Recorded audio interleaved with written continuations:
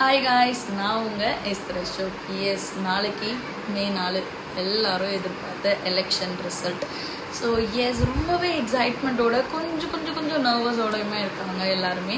நிறைய பேர் வந்துட்டு நாளைக்கு ஃபுல்லாகவே டிவி முன்னாடி தான் உட்கார போகிறாங்க, இல்லை சோஷியல் மீடியா கையில் இருக்கும். ஸோ எஸ், என்னென்னா டிஎம்கே, டிவிகே இல்லை நான் தமிழர் கட்சி, எந்த கட்சியும் வந்தாலுமே ரொம்ப ஹாப்பியாக வெல்கம் பண்ணுங்கள். பிகாஸ் அந்த கவர்மெண்ட் தான் நெக்ஸ்ட் 5 இயர்ஸ்க்கு நம்மளுக்கு வந்து சப்போர்ட் பண்ணணும்.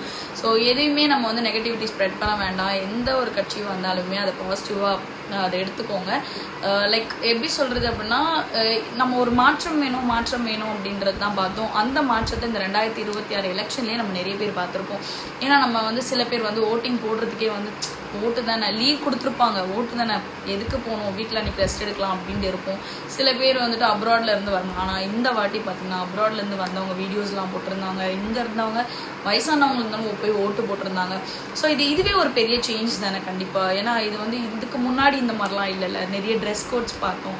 ஸோ இதுவே ஒரு பெரிய மாற்றமாக தான் இருக்குது. ஸோ எல்லாருமே வரப்போகிற இந்த ரிசல்ட்டை வந்து ரொம்ப ஹாப்பியாக பாசிட்டிவாக எடுத்துக்கோங்க. அண்ட் லைக் ரொம்பவே ஆர்வத்தோடு தான் இருக்கும்.